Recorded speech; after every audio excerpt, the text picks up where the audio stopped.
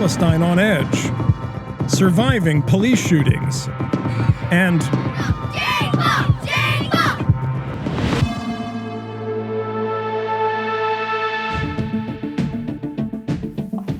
Nikki Haley, the U.S. ambassador to the United Nations, presented what she called irrefutable evidence that Iran has violated UN rules by arming the Houthi rebels in Yemen's ongoing war. Haley said recovered missile debris has markings and features proving it came from Iran. It's hard to find a conflict or a terrorist group in the Middle East that does not have Iran's fingerprints all over it. Iran called the claims fabricated and said that the accusations are an attempt to cover up for what it says are war crimes committed by Saudi Arabia, with the complicity of the U.S. A judge in Charlottesville District Court upgraded charges today against James Fields, the man driving the car that plowed into protesters on August 12th, killing Heather Heyer and wounding 19 more. Fields will now face first-degree murder charges. In an interview with the Daily Beast today, Heyer's mother said she's come to the conclusion that President Trump bears some responsibility for her daughter's death because he, quote, pushes forward a hateful agenda. California officials said today that a firefighter died battling the Thomas Fire, the first such fatality since this most recent string of devastating fires began. The firefighter's name hasn't been released yet. The Thomas Fire is now on its 11th day and is spread over 200,000 acres, making it the fourth largest blaze in the state's modern history. It's only 30% contained, and efforts to battle it have cost nearly $75 million so far. The Walt Disney Company has reached an agreement to buy most of 21st Century Fox in a deal valued at more than $52 billion in stock. As part of that deal, Disney would be getting 21st Century Fox's film and television studios. If antitrust regulators sign off, Disney would scoop up content like X-Men and The Simpsons, and that could help the company become a major player in streaming services and go head-to-head with Netflix, while Fox broadcasting stations and channels, including Fox News, would be spun off into a new company. A meeting of FCC chairs was interrupted today by an unspecified security threat, forcing a recess before a wildly unpopular vote to repeal net neutrality rules. Once police swept the area, the repeal passed 3-2 along party lines, as expected. I dissent from this fierily spun, legally lightweight, consumer-harming, corporate-enabling, destroying internet freedom order. Before the vote, FCC Chairman Ajit Pai went on a marketing campaign to promote the repeal, including a costumed appearance in a video produced by the conservative Daily Caller, trying to reassure people that they'll still have the same freedoms on the internet. You can still shop for all your Christmas presents online. Yes, got that bulk deal on fidget spinners. New York's Attorney General has promised to lead a multi-state lawsuit to stop the rollback.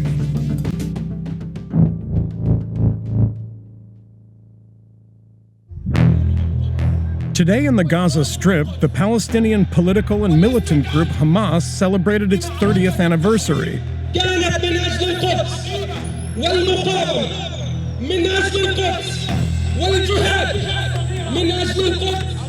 And the occasion was marked by a fresh round of airstrikes against them.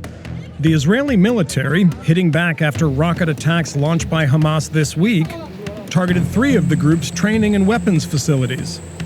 Israel also shut down the only 2 active land crossings out of Gaza, blocking off the coastal enclave from the outside world. The displays of force have escalated since President Trump's decision last week to recognize Jerusalem as Israel's capital, a serious affront to Palestinians.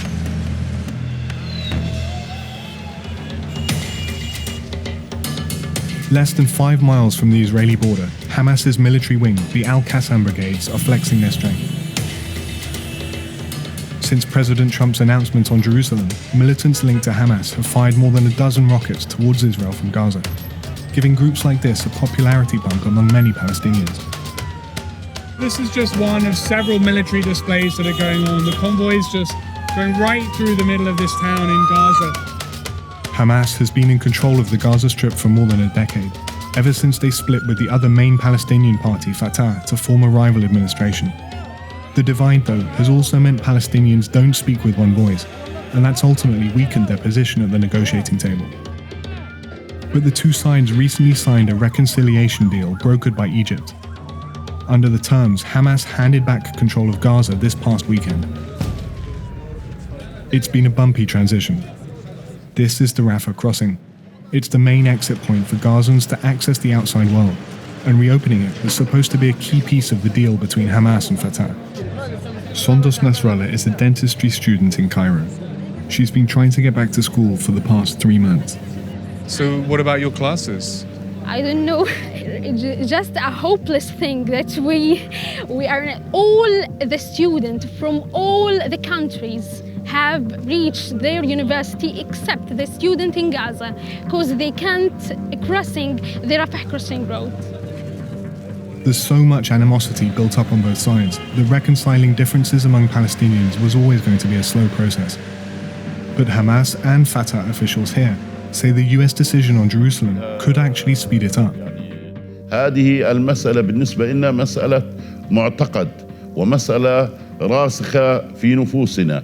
بالتالي نقول إنه هذا سيكون دافع ورافعة قوية لأن تكون الوحدة الوطنية هي الأساس في قادم الأيام. It sounds good in principle, but there's one significant sticking point. Hamas and its proxy militant groups in Gaza aren't willing to give up weapons, rockets, or access to places like this. Okay, so this is one of the resistance tunnels. This is a secret location. We haven't been told where we are. We had to leave our phones behind, and we're now going inside. Salam alaikum. Like this? Like this? Okay, sit down.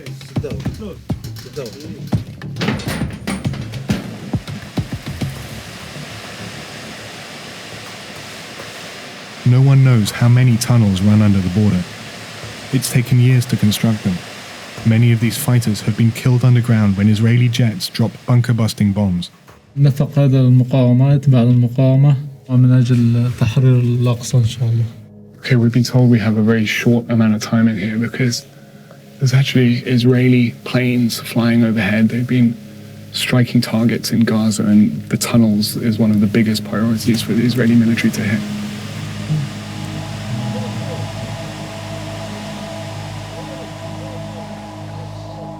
These fighters are from the third largest militant group in Gaza.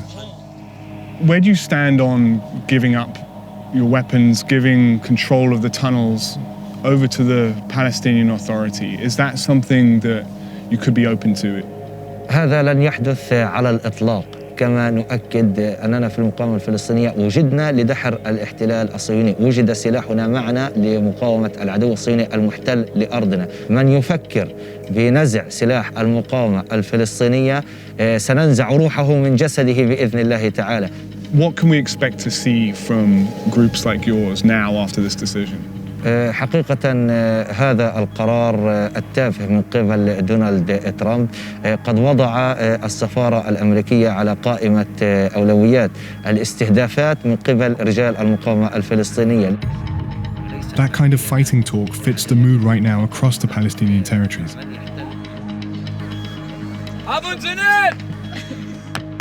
But the Palestinian leadership knows that as the smoke clears, finding unity is the only course left to securing a long-term agreement with Israel.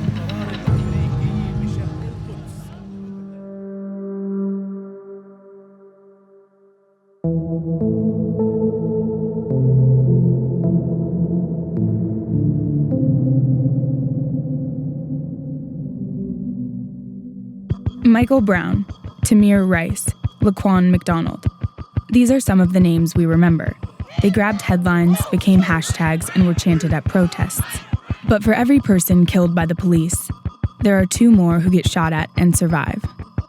A 9-month Vice News investigation found that police shoot Americans more than twice as often as previously known. Over the last 7 years, officers from the 50 largest police departments shot at more than 4,000 people. 2/3 of these people survived. It's their stories that the national conversation about police violence has largely overlooked. I just remember her just firing a gun at me, and then like I'm still there with my hands up. And then I just look down and I'm seeing smoke coming out of my body. So I was just like, what you shoot me for? And then she was just like, I'm sorry, I ain't mean to. And then I just remember screaming, whole left side of my body just numb, tingling, stinging, burning, and I just passed out. Our investigation found that about half of shootings occurred when officers encountered a subject with a gun, but the people shot were unarmed in almost 20% of incidents. Black people got shot more often and at higher rates than people of any other race. Per capita, police shot Black people 3 times more often than white people.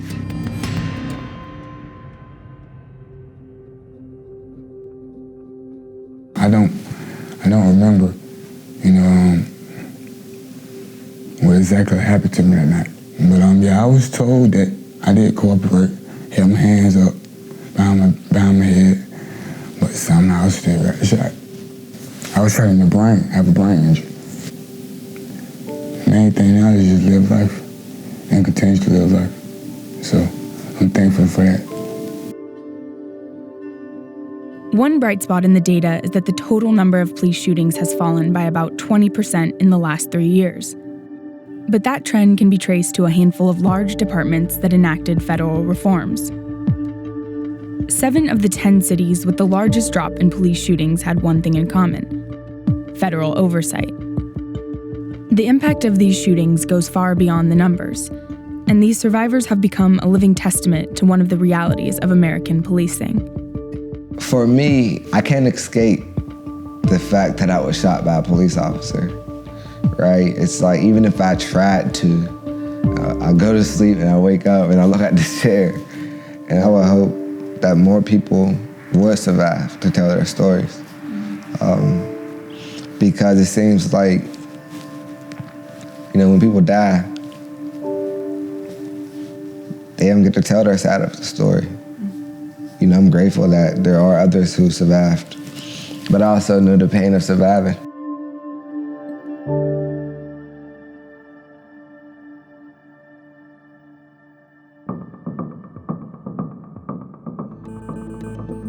Most Americans think that if you end up in court, you're entitled to a lawyer, even if you can't afford one.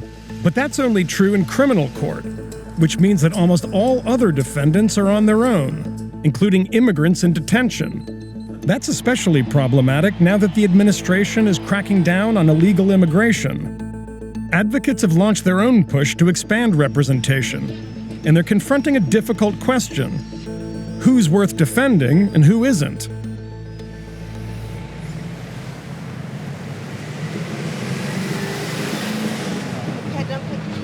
Paul Soak spends most of his days at a community center in Inglewood, where he works as an organizer for a youth nonprofit. It's true. Paul grew up in Long Beach, but it's something of a miracle he's still here. He was born in a refugee camp in Thailand to Cambodian parents, who brought him to the US as a baby. At 17, he robbed a store with a gun and landed in prison. 15 years into his sentence, he was released on parole, then immediately transferred to an immigrant detention center for deportation. Paul had taught himself law in prison, but he was overwhelmed when he appeared before an immigration judge by video conference. Like most people facing deportation, he didn't have a lawyer to help him. I felt like somewhat that I understood some of the law. And you'd been studying it a lot. Yeah, but like understanding the concept of it and its application are two separate things. Because when you go in there, they're just shouting out numbers and statutes and things like that. And like, can you really remember all these numbers at the same time? Paul was ordered deported in 2015. But the government mistakenly tried to send him to Thailand, not Cambodia. And Paul had enough legal know-how to persuade a judge to reopen his case, then release him on bond. Do you think that the typical immigrant facing removal would have been capable of doing that without a lawyer? No. Hands down, I would say no. Other immigrants that Paul met in detention were so impressed with the way he represented himself that they still call him for advice. Hey, any news on what's going on with your case? You have to understand too that it's not that you're in immigration court. In immigration court, it's not a real court. It's not bound to the regular set of rules. Lawyers in immigration court are rare. Only 14% of detained immigrants have one. even though the immigration enforcement system is nearly identical to the criminal justice system. That's why there's a growing movement around the idea that immigrants should be guaranteed access to a lawyer. Monmeeth Soni is with Immigrant Defenders, a legal aid group founded on that principle.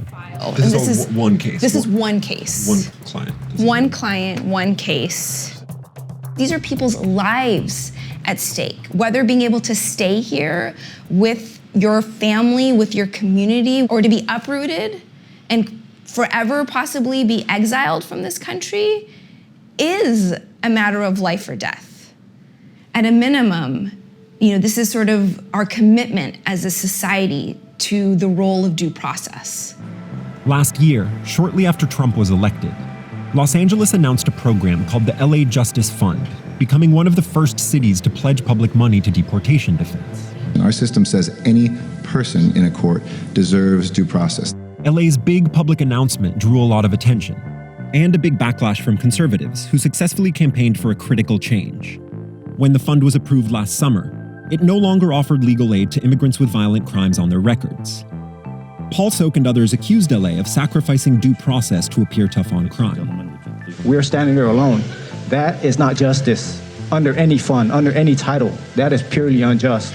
There is no. Then, last month, the Vera Institute of Justice announced the Safe Cities Network, a group of 11 cities and counties with legal aid programs of their own. The list included major cities like Chicago and Atlanta, and smaller ones like Santa Ana, California, and Columbus, Ohio. Unlike LA, all of them made their programs universal, meaning they're open to any immigrant regardless of their record. The fact that all these cities embraced full universal representation made it that much more glaring that LA had not. So this is your district? Yes. It's a large immigrant population. Hugely, up to 90%. 90%? Yep. ¿Cómo está? Bien, gracias. Gilbert Cedillo was the main proponent of the LA Justice Fund on the city council.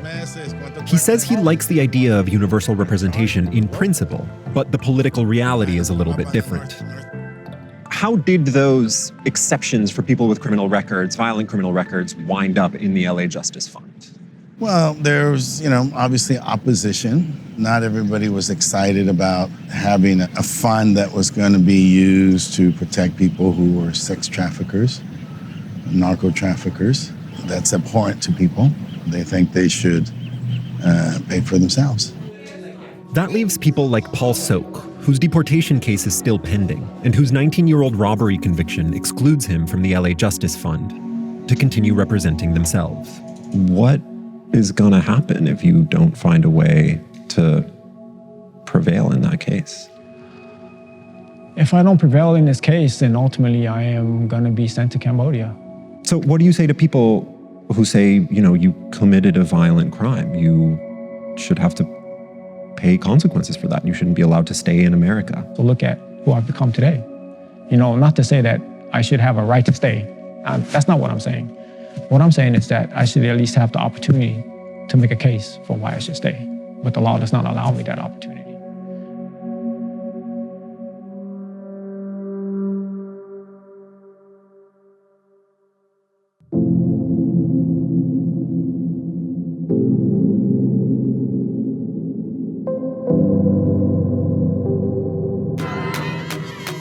Chances are you don't know who these pre-tweens are screaming over. And even if you saw Jake Paul, you still wouldn't recognize him.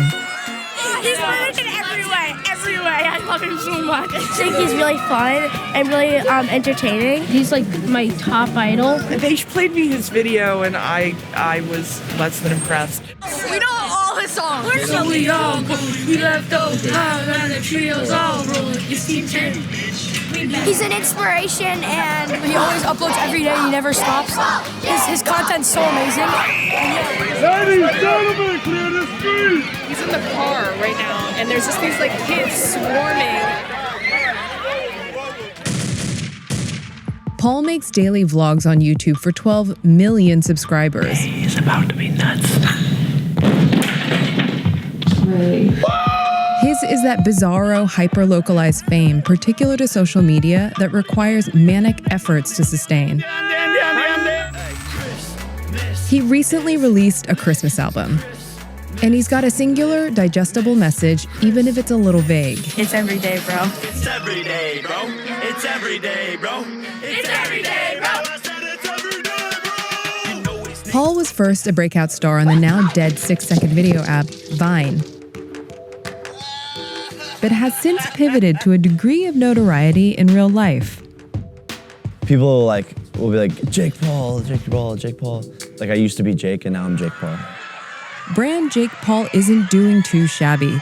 The high school dropout raised $1 million at 18 through clicks, ads, brand deals, and investments. He wants to be YouTube's first billionaire, and the now 20-year-old needs his screaming fans, known as Jake Paulers, to get him there. So who is your average Jake Pauler? The average Jake Pauler is not average. Boom! No, but I would say an 8 to 18-year-old pushing the limits and boundaries of their lives and be funny and goofy and relatable and not live up to these crazy standards that the world has for kids these days. You know, are you on the A team or the B team? Or what college did you get into? Or people should be whoever they want to be and chase their dreams. But relatability doesn't scale. Becoming what he calls the Dr. Dre of social media, however, does. He would incubate talent. Then from there, he used all of his connections and network to build consumer products and market them to his audience. Out comes Beats by Dre, which is $1 billion company, and I'm essentially replicating his model at a lot younger of an age. His talent incubation is through his management company, Team 10. For a cut of future profits, he'll sign you. You'll live with him in his Calabasas frat house, become a character on his stunt vlogs where he spends the night in the White House, rescues Hurricane Harvey victims, or sets fire to his pool. It's like professional wrestling with consequences. He's beefed with his neighbors, hate me, gotten kicked off a Disney show, and suffered backlash for what's seen as racist treatment of certain ex-members of Team 10. Martinez trend, wake up.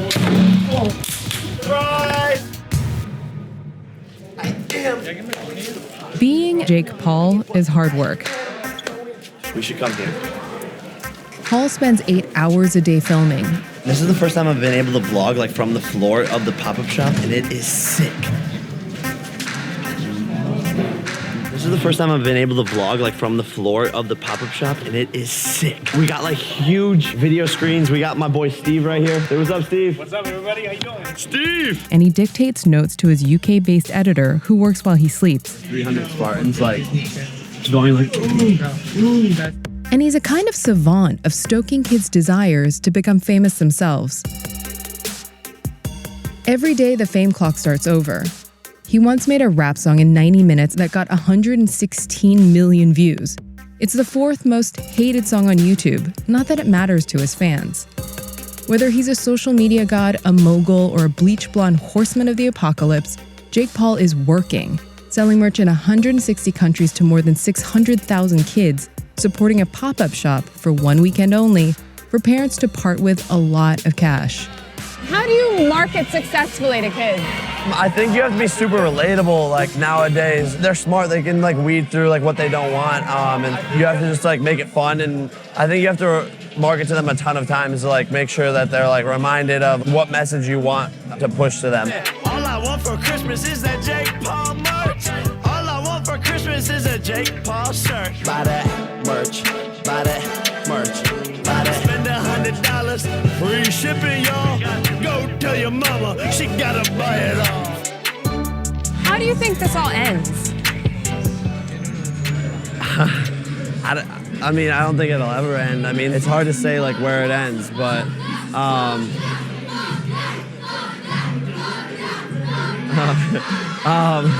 I don't know where it ends. I think it's just the start. I don't know if that answers your question. Thank you yes. for everything. Thank Good you. luck. High five.